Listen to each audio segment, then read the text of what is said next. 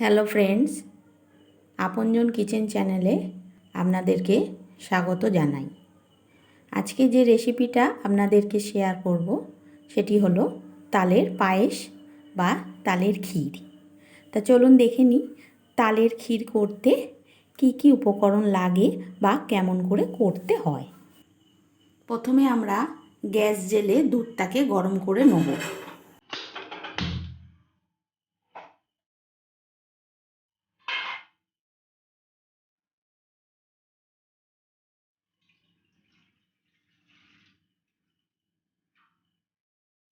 দুধ গরম হয়ে গেছে, এবার আমি এর ভেতরে দিয়ে দেবো চিনি।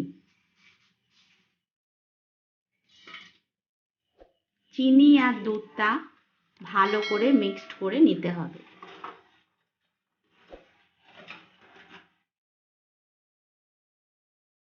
চিনি আর দুধ মিক্সড হয়ে যাওয়ার পর এর ভেতর দিয়ে দেবো অল্প একটু নুন। এইবার দেবো এর ভেতরে তালের রসটা।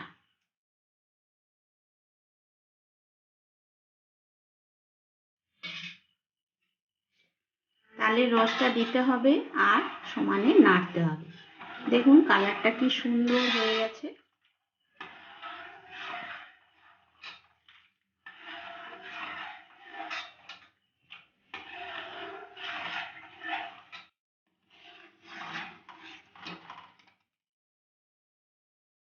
এইবার এর ভেতর দেবো একটা তেজপাতা,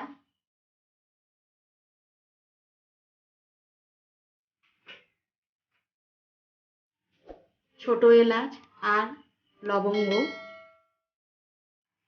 আর দেবো 2 চামচ সুজি,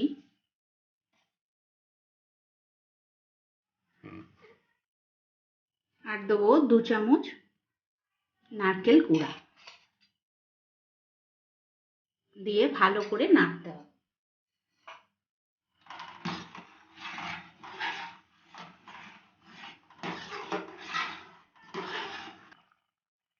আমার আজকের রেসিপি তালের পায়েস পুরো সম্পূর্ণ হয়ে গেছে। দেখতেই পাচ্ছেন কি সুন্দর হয়েছে। এর থেকে বেশি পাতলা আমি আর করব না।